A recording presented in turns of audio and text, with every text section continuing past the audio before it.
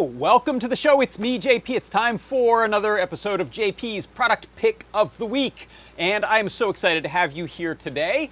If you want to know where the chat is happening, if you happen to be over in the Facebook or Twitch or one of those places and the chat doesn't seem to have anyone, that's because I encourage you to head over to our Discord, which is this right here. This is at adafruit.it/discord, and you can jump into the live broadcast chat channel. Got plenty of other channels that you can go and check out anytime during the day, during the week, 24/7. However, the live broadcast chat channel is a really good one to check out during live streams. So hello, C. Grover and Jim Hendrickson, Thin Man, Debo Dog, who didn't think they were going to make it. You made it. Thank you for joining. Also, I am keeping an eye over on our YouTube, and I want to say thanks for Tackle the World and Dave Odessa and Gary T for dropping by. Hello, hello. So, what I'll do is, in case you're not familiar with the format, let you know that this show right here, even though it's live and you're probably watching it on YouTube or one of those other streaming services, it also is shown right inside of the product page. So if you head over to this product page right here, it's product ID 5743, or go to that QR code, you'll find this show is embedded right in the product page. You can watch it from in there if you prefer. And you'll get a jump start on buying this week's product pick because it is on deep discount, 50% off, and you can get up to 10 of them, 50% off, no coupon code needed. Just throw it right in the cart. Check out before the end of the show or just a little bit after. Looks like Rufus in the Discord said, already ordered. Wow, that was fast. All right. And if you want to get those, like I said, do it before the show ends because we're just going to take that discount off just a little bit after the show is over. So just is for people who are able to tune in live. We have a lot of coupon codes and things during the week for other shows, but this is the one case where the discount, no coupon code required. We just drop the price during the show. And thank you very much to the new products team, Angie, and everyone else involved for making that all happen like magic every week. We really appreciate it. So head on over there. Before I say any more about this week's product pick, what I'll do is, as I like to do, have Lady Ada talk about it during her new segment from Ask an Engineer. So take it away, Lady Ada. This little Gamepad QT, otherwise known as the QT Gamepad code. This is something I just really wanted because we were always making little projects or robots where I was like, oh man, I just need like kind of Gamepad controller. And I don't want to wire up all the pins. I just want to be plug and play and ready to go. So this is a Stemma QT board that has a 2-axis joystick, thumbstick, and it's kind of reminiscent of the Vita, if you've ever used the PS Vita, a portable game system. It's got 2 little middle buttons and it's got 4 larger buttons. And there is a little AT-Tiny chip that converts the buttons and the 2 analog inputs into I2C data so you can read it over I2C, which means you can use it with chips that don't have analog digital converters, or you don't want to wire up, the 20 pins necessary, the 10 pins necessary to get all these IOs. So it's got a Stemma QT port, so you can plug it into, we have boards that have, Stemma QT on them, but also you'll have boards that go from this connector to jumper headers. It's tiny, it's small, it's like 1 inch by 2 inches or so. And it comes with the joystick soldered on, so we do the soldering for you. So you've got this like analog thumbstick, 2 select start buttons, and then X, Y, A, B. So it's kind of in the standard gamepad setup. There's a power LED and an IRQ pin and LED. You can set it up to have the IRQ pin pulse whenever you get button presses if you don't want to spam the I2C port. And there's 2 address selects, so if you want to connect up to 4 of these on one I2C port, you're good to go. Only thing I didn't do on this is because we didn't have space. There's only one Stemma QT connection, so if you want to chain it, we have little I2C hubs that you can use to connect multiple one of these cables to one I2C port. And as I mentioned, we've got Arduino code and CircuitPython code, so easy to use with any Blinka microcontroller or computer. Yes, indeed, that's right. That is it right there. Check it out. Oh my gosh, it's so tiny, and yet it is so useful. This right here, that's the product pick of the week this week. It is the Gamepad QT. It is a seesaw chip-based Stemma QT connected gamepad. It has the 2-axis joysticks, that's an analog dual potentiometer right there, as well as the 4 ABXY buttons and start select. You connect it over the Stemma QT cable or quick cable to whatever device you're using. You can see here's an example of, what is this one? This might be the 400 millimeter, does that look right? 400 millimeter long one. We have a couple of these extra long ones here, and these work great. You can also, like Lady Ada said, check out on the back there are a couple of jumpers for the I2C address, which means you can get up to 4 of these on one I2C bus. And in this case, since we don't have a pass-through, we don't have a pair of those Stemma QT port connectors, you can use a Stemma QT hub if you want to do some sort of DIY multiplayer gaming, which is super, super cool. And in fact, these are useful both for, well, for lots and lots of things, not just both, but they're really useful for game types of things, especially if you're using little TFT displays or LED walls. They're also great robotics controllers. So I wanted to show you a little demo here that I set up. I'm gonna switch back to down shooter here, and let me just adjust that focus a little bit. Okay, so let's talk about what we've got here, and I'm gonna move me a little further over to the side and adjust the camera. That should work pretty well, so you can see all the stuff I've got inside of there. There we go. So here what I have is one of our Cricut boards. This happens to be one that has a Feather on. I'm using a Feather RP2040. So I'm running CircuitPython code. You can see I have a bunch of things plugged into the Cricut. It can drive a DC motor in both directions. I've got a servo motor over here, and I've also got a little set of NeoPixels, and there's other stuff plugged in, but that's the stuff I'll demo. And you can see here I've got the Gamepad QT plugged in over Stemma QT cable to the Feather board, and then I can use all the buttons on here to do different stuff. So for example, if I want to move my servo arm there that I happen to have connected a NeoPixel stick to, I can just move that analog. You can see it's analog, it's not just a button, but I can slowly move that or move it faster. I can set the LEDs to different colors, so I can set those to red or yellow, green. If I want to drive this little motor here, so pretend I'm using some steering on one axis and I want to do some speed stuff on another, you can see I can set the speed, variable speed on the DC motor there using that little thumbstick. So it's just a ton of I/O all in one place on the little Gamepad QT. Great for robotics projects, as you could tell there. And of course, you can also pair this with a microcontroller that does something like Bluetooth or Bluefruit, Bluetooth Low Energy, and have a remote robot. Really, really useful for that sort of stuff. And let's see, what should I talk about? Let me check the chat and see if anyone's got any questions there.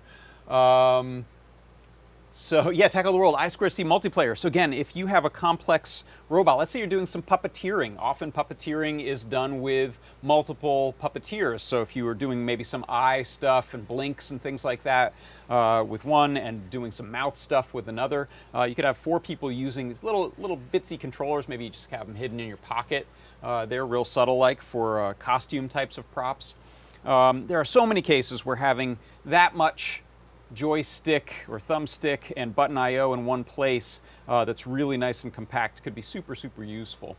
The product page, if we check that out, since I mentioned that before, get that out of the way, you can see right here, so this is product 5743. This is half off right now, so $3.47. It's a great, great deal.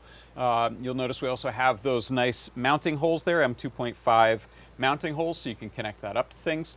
If you scroll down in here a little bit, you'll get to the link to the primary guide in the Learn system by Kattni. This will give you all the salient details as well as pinouts for this. So you can see I've got it connected over, here's a blank one here. I'll plug that into a cable for demo purposes. So here you can see I've got that plugged in over the I2C Stemma QT, but we also have down at the bottom there that pinout broken out plus a little bit of extra. We have the serial clock and data, ground, power. You also have an IRQ and the UPDI pins, so depending on how you're setting this up on your microcontroller. you can use those. This can be run really easily in both Arduino and CircuitPython, thanks to libraries that we have for the seesaw chip. So if you look, let's see if I get a good image of that. I can just click on this one right here. If you look at that chip right there, that is the seesaw chip that's running seesaw on there, which, wow, we can get really big. All right, there we go. So that's a AT816. That is doing all of the I/O stuff for the inputs. So it's reading the analog potentiometers in both axes. It's reading all of those buttons, and then it is sending over nice little I2C messages to your microcontroller. So it's very effective, very efficient. Like Lady Ada says, this normally just spams. You'll spam I2C to look for changes. If you need to for your particular application, only send messages when there's something that's changed. You can use IRQ interrupt there to let your code know that it's time to check out what's happened on the board. You can also, by the way, check out, if you go to this, there's a link on the main product page that says, hey, do you want to add a cable in here? If you just click on one of those, this is actually one of these pages that has lots and lots of cables on it, so you can go through there and look for an appropriate one for your application. But like I said, you may want to use just the broken out pin headers there if you're building something into an enclosure and you don't need that flexibility acting like a joystick cable. But just as a point of reference for size, we get a lot of the functionality of something like this. This is a PlayStation 2 controller in this right here. Obviously, we don't have the two sets of thumbsticks on there or shoulder buttons, but a lot of the same stuff. Same with like this Wii Classic controller I happened to have here. And by the way, this is kind of appropriate because we're looking at, I think yesterday or the day before was the 40th anniversary of the Famicom, which was the Japanese predecessor a couple years later for the Nintendo Entertainment System. So these types of little game controllers have been on our minds lately, and we always like using those. So I think they're great for lots of different types of projects. If you want to take a look at the code here, so back to this example, you can see here things like moving this servo motor based on the potentiometer, setting my motor speed and direction based on also the little thumbstick there, pressing the buttons to change things like the LEDs. This type of code you can see is really easy. This is an example I have running using CircuitPython on my Feather board. You can see the key things here. I'm importing Adafruit Seesaw. I'm also importing Cricket, and I'm importing from Seesaw the NeoPixel library. I'm setting up my Seesaw object, so the whole game controller is being called Seesaw here. I have some button mask set up here so we can read the different pins there, 6, 2, 5, 1, 0, and 16 being the pins that we're reading for all of those button presses. And then we're using the Seesaw pin mode bulk, so we get this message, this very short message that tells us which buttons are pressed or not, so it's very effective. We don't have any lag. And then I'm also setting up some Cricket servo stuff, NeoPixels. Again, you'll see the NeoPixels, those are running right on the Cricket there, so those are set up also using Seesaw, a bunch of Seesaw stuff going on here. Then I'm doing a little bit of range mapping function here to change the 0 to 1023 that we get when we move that potentiometer, also left and right. And you can see I'm printing those out, so X is 0 up to 1023, Y is 0 up to 1023, and then I'm turning those into a smaller range of servo motion or -1 to +1 for the motors there. And then when I'm running the main loop of the program, I'm just saying, hey, let's say X equals the seesaw.analog read on 14 and 15. Those are the two analog pins here. Happen to be inverting those with this 1023 minus that value. And then I'm taking those, turning them into some values that I can use for the servo. Same with button presses. So if we do this buttons equals seesaw.digital read bulk button mask, it'll grab that whole set of every one of those buttons, and then we can say, okay, what happened? Did any of those change or any of those pressed? Then we'll do stuff. We'll set the throttle to 0 and the NeoPixels to red. We'll turn on the motor in a positive direction, multiplied by -1 to +1. I also happen to set this one going in the opposite. So you might use that for something like tank tread steering type of configuration on a robot. And that is it. So it's really straightforward to use. The code is well documented. We have some nice examples in the Seesaw library you can go and check out, and it's also very similar inside of Arduino. So let's see. Sniper Time X6 says, how ergonomically friendly is such a tiny controller though?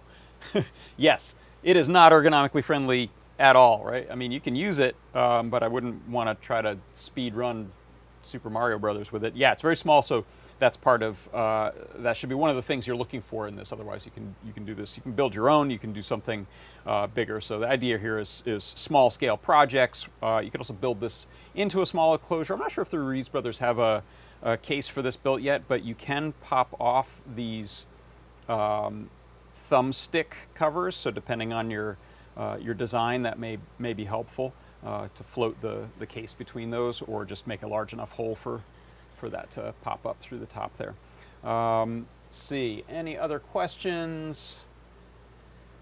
That I think is going to do it. So there's a nice little photo front and back there you can see, and there's your little jumpers that you can cut to set those different I2C addresses depending on what you're doing.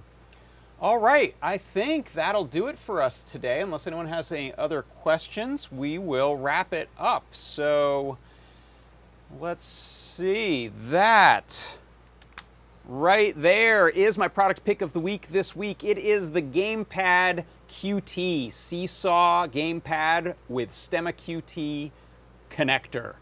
Thanks everyone for stopping by for Adafruit Industries. I'm John Park, and this has been JP's product pick of the week. Bye-bye.